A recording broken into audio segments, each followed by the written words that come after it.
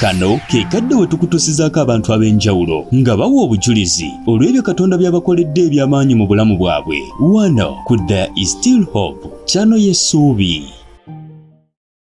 Kale oli mulabi mulungi era muwuliza mulungi ow'omukutu ogwa There is Still Hope gwali mu ggwanga Uganda naawe eri emitala w'amayanja. Tukwagala nnyo weebale kubanga ate otugoberera. Mukama tukwebaza olwa buli ssekinomu atulaba kyetuva twaniriza omwoyo omutukuvu atukulembere okuyita mu Kristo Yesu omwana wa Katonda omulamu. Otusabidde amiina era amiina ddala. Kati olwaleero aliwo obujulizi bambi bwe ndabe ne bunkabya amaziga obw'omusumba Buyungo ng'akubuulira gye yava. Bwe wabula tulina Katonda omulamu, Mukama akwanjula w'otasobola kukkiriza. Katonda asobola okukuggya awantu n'akwanjula awantu w'otasobola kukkiriza n'agamba nze ani. N'ekyo kyonna kitwala kwekkiririzaamu na kumanya your call. W'otamanya ki ky'oli na Katonda kyakwagaza, amazima oyinza obutasobola. Njagala owulize obujulizi buno bambi yakabidde ne Katuuti. Agamba Mukama ng'onjagadde nnyo, nze yava eri nga sirina kyendi, n'ontuusa awantu, n'ompa connection gye nali sisuubira. Si kyangu. Njagala obujulizi obwo bukozeemu amaanyi nga gwe abadde yenyooma, abadde alowooza nti tewali Mukama kyasobola kukola, tolina ky'oyinza kufuuka, tolina ky'oyinza kugasa nsi oba abantu bo, wakyaliwo essuubi ng'omukutu we guli. Mukama akyasobolera ddala okuba nga ate akufuula ekyo ky'obadde tosuubira, ate n'obeera ow'omugaso mubiri gwa Kristo n'okwetoola ensi yonna. Kakati omusumba Buyungo ssaawa zino wa mugaso nnyo mu mubiri gwa Kristo, ate wa mugaso nnyo eri eggwanga. Kubanga tomanyi bantu bakyuse wanjiri gya buli abayaaye abalese enjaga, abadde babba, abadde bakuba obutayimbwa, abadde bakola emize egy'enjawulo nga bagivaako. Nga gavumenti ebadde egenda ku ggulu bannabo buli saawa arresting Luzira. Gavumenti yeemanyi Luzira esobola okukyusa, naye ate Luzira bangi basiruwaliddeyo. Abaagenda nga bo balowooza nti basobola okuba nga batereera, ne bakomawo ng'ate baayonooneka nnyo n'okusingawo. So njagala owulirize omusumba Buyungo, Buyungo si Bujingwa, Buyungo naawe tusobole okuba nga ate tweyongerayo. Omu n'atandika okugamba nti buli muweereza yenna yeeyogereko wajava obuyigirize bwe, ali bw'atya, yajja ddi wano era akola ki wano. Kasita oyogera nga tebyoyogera tebikwatagana, tebiriimu makulu, ofuluma obuweereza. Ne tutuula nga tuwerako. Aboogera ne boogera, aboogera ne boogera. Nze naddirira asembayo, ne ntulika ne nkaaba bukaabi. Nga ndaba we nnina okwogerera, siinaamu kalungi naaka ke nnyinza kuwa bantu. Jjukira nava mu kyalo ne nsinkana Mutundu. Abali e Mutundu abamu baliko gye baava, baliko obuyigirize, baliko we bafaanana. Nendabira ddala nti ate ekifo kye mbadde ntuuse okuwummuliramu nakyo ŋŋenda kugobwamu.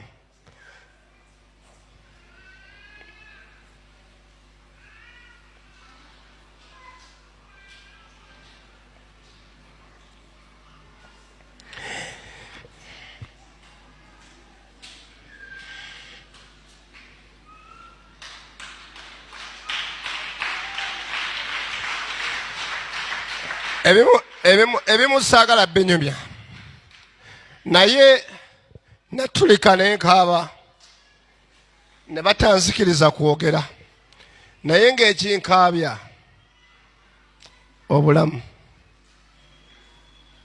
Ng'ewaffe nafulumayo bwe nti n'engwe Mutundwe. Maama wange tasobola kuwaayo saddaaka esobola kunnyamba. Tuuse mu kifo kye mpeeramu saddaaka nga bwe njogera obuyigirize, nga bwe njogera famire gye nvaamu, nga bwe njogera ekyalo kye nvaamu. Ekyankaabya nga ebintu bye woogera ebifulumya omuntu byonna nga mbiina. Naye ng'okuyitibwa okuli ku bulamu bwange nze nkwewulirira.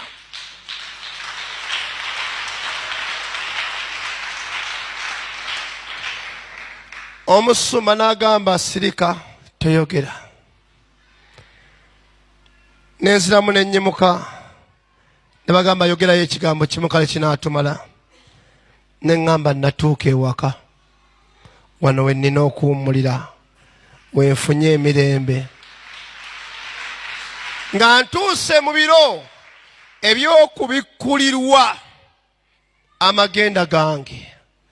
Naye yajjawo n'ayogera ekigambo nga ndaba amagenda sikyagayina. Tera ogamba abaweereza ba Mukama nti muleke abantu ba Mukama bajje banoonye Katonda. Temumanyi Katonda kyagenda bategulako. Ovanga ku kye bayitanga wayagala okole ebintu byonna nga bigaanye n'osirikira mu Katonda bw'oti. Entalo ezimu ezikujjira ne mu kkanisa zibuusenga amaaso otunuulire Katonda wo.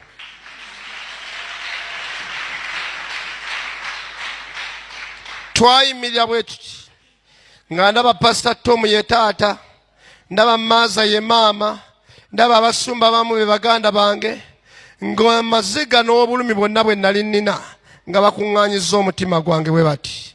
Naye nga bwe bansaba ebintwalayo ebinteekerawo siina nga kye nnina ye Katonda. Kyendi olwaleero obulamu bwange lwakinkuwa obujulizi obwo. Munsonyiweko lwaki amaziga gazze. Saagala kujjukira kiseera ekyo. Kusinziira bwe ndaba kye ndimu kaakati, omubi yali anzitira amagenda gange. Njagadde nkuwa obujulizi obwo lwa nsonga obulamu bwange buli kye bayigiriza kuwaayo saddaaka mbadde sacrifice nze kennyini n'ebisitulibwa nze kennyini kyali ekifo Mukama kye yantwalamu we nalina okuweera saddaaka yange zitegulule ebibamba byonna sobole okufaanana kyenfaanana kaakati. Abange eggamba bwe nti kino ekifo tebakuleeseemu ng'abakutte ng'omubbi. Katonda akutuusa mu kifo osobole okuyimirira ng'owaayo saddaaka.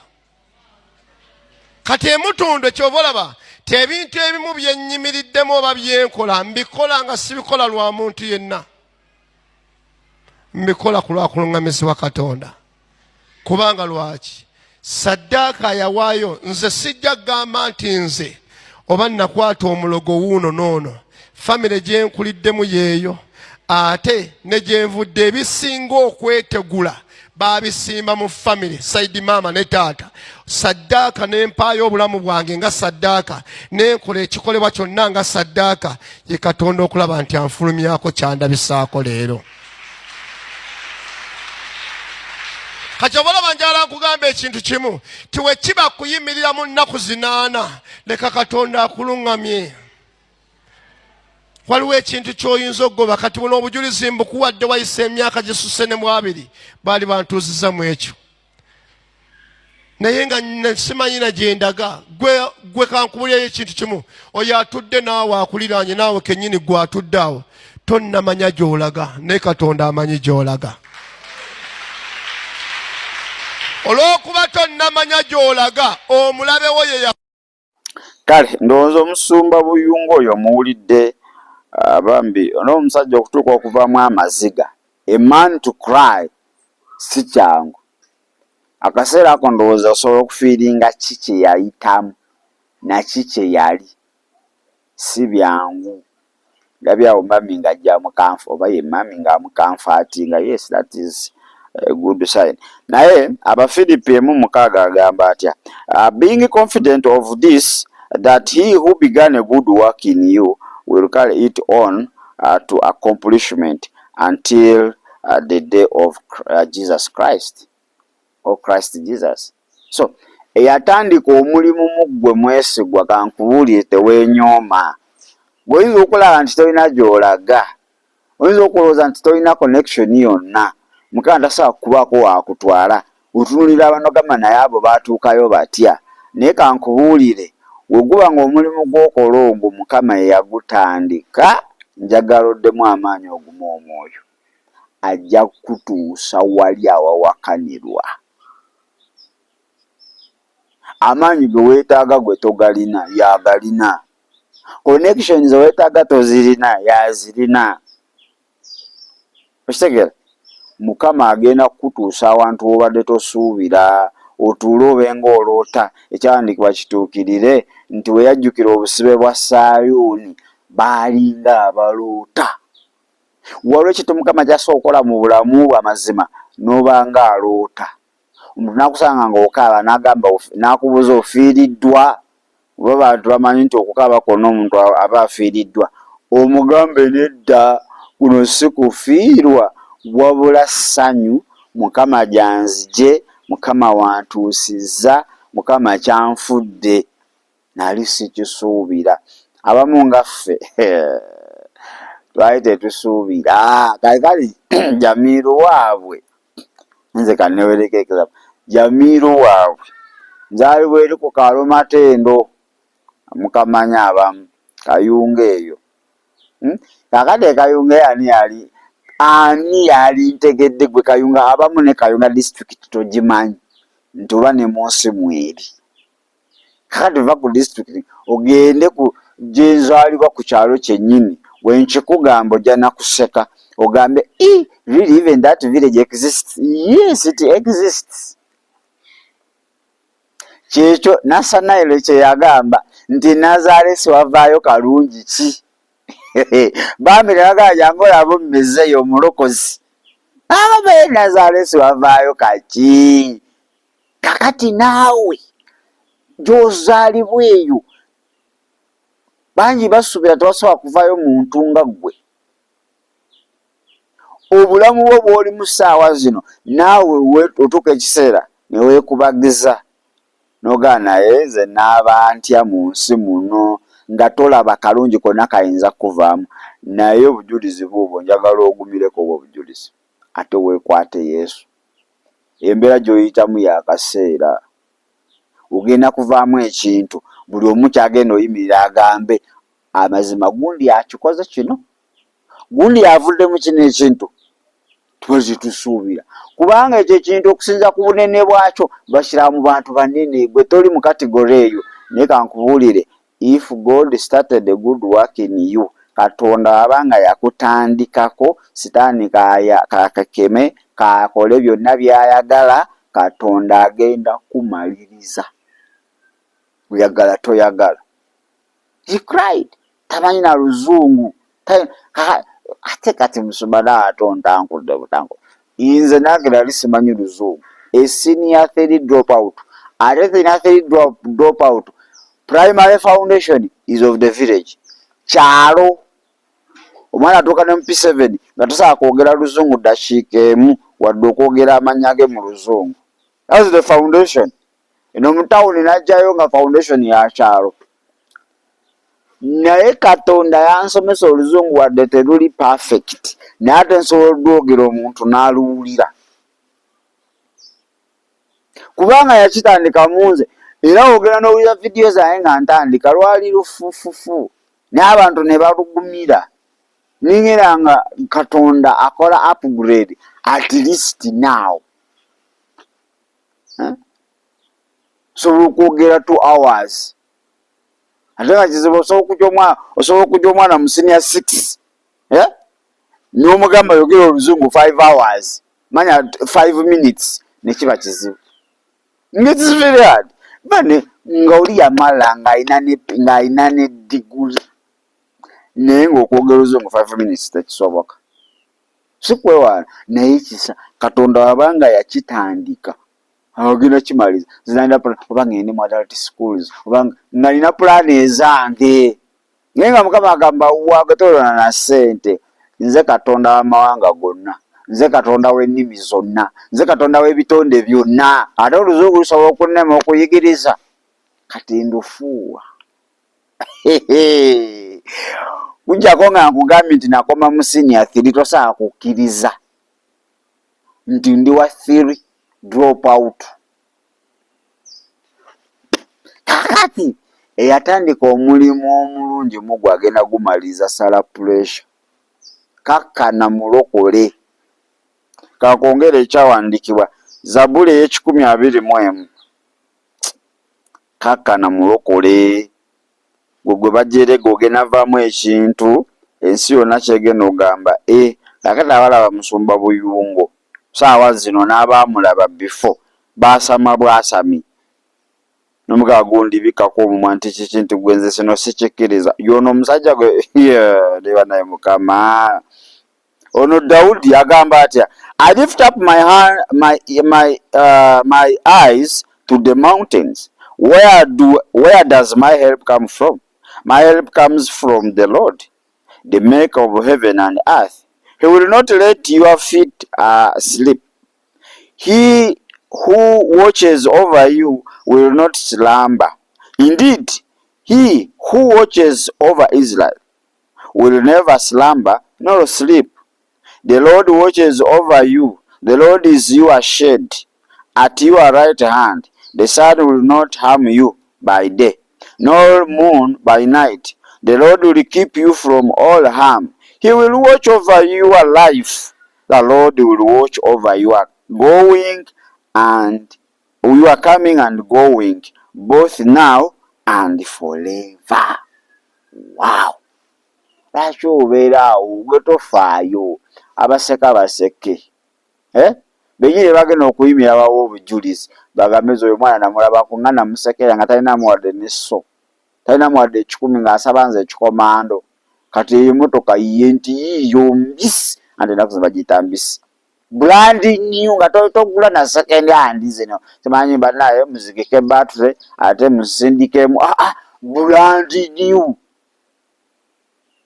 bakulabe mu TV ng'oli kubuulira enjiri bagambe gwe sooka olindeko ate oyo yatuuka ddi eyo nti bamuyita Yesu. Okitegedde? So asobola okukyusa buli kimu. Ddamu amaanyi, guma omwoyo naddala gw'omuweereza adde enyooma.